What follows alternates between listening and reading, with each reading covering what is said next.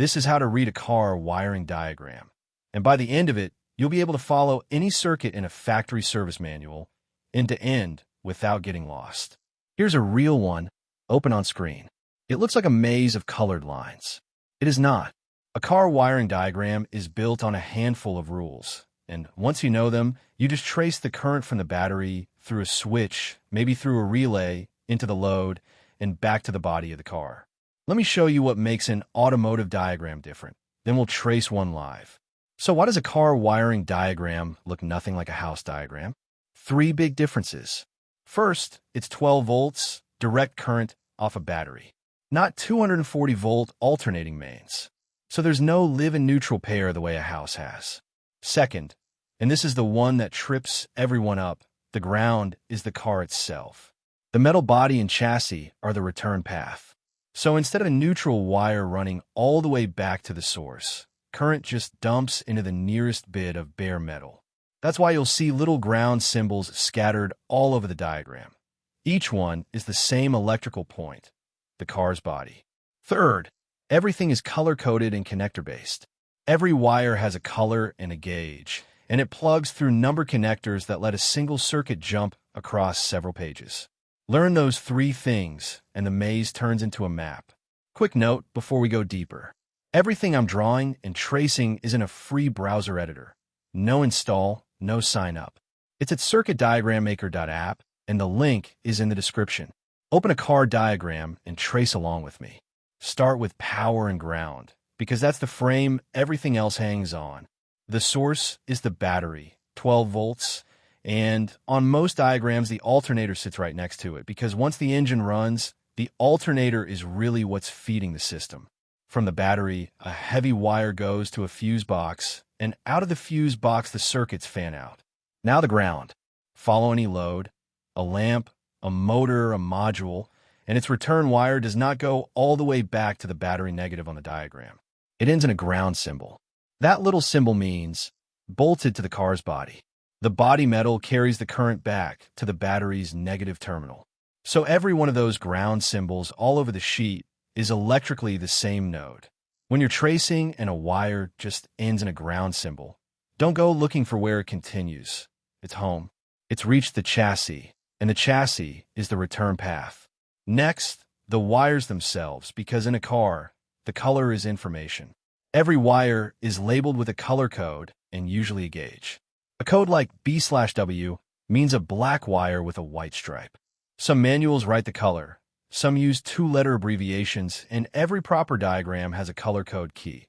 A little legend that tells you B is black, R is red, G is green, L is often blue, and so on. Always find that key first. It's usually on the first page. Why does it matter? Because you trace a circuit by its color. A wire might disappear off the right edge of the page and reappear 3 pages later. Same color, same code, and that's how you know it's the same wire. The color and the gauge are how you keep hold of one wire through the whole diagram. Read the key, then read the wire. Now, the part that makes big diagrams readable, connectors. A car harness is full of plugs, and every plug on the diagram gets a connector reference. You'll see labels like C205 or a box number sitting right where 2 wires meet at a plug. And inside that connector, each wire lands on a numbered pin. This is the trick that lets one circuit span many pages. A wire runs to connector C200, pin 4, and then the diagram says continued on page 60 at C200, pin 4. You flip to page 60, find the same connector and pin, and pick the wire straight back up. Same connector name, same pin number, same wire color. 3 things, all agreeing, tells you you're still on the right circuit. So a connector callout isn't clutter. It's a signpost. It's how the diagram hands a wire from one page to the next without you losing it. Between the battery and the load, you'll almost always pass through 2 things, a fuse and often a relay. These are the switching backbone of car. The fuse is easy. It's just protection. If the load pulls too much current, the fuse blows first and saves the wiring. The relay is where people freeze, so let's kill the mystery. A relay is a switch that electricity flips instead of your finger. It has terminals, and on a standard automotive relay, they're numbered. 85 and 86 are the coil, the little control side. 30 is the power in, and 87 is the power out to the load. There's sometimes an 87A, which is the off position. Here's the whole idea. A small signal from a switch or a computer energizes the coil across 85 and 86. That magnetizes it, snaps the internal contact shut, and now the fat current flows from 30 to 87, out to your headlight or fuel pump or fan. A tiny wire controls a big load.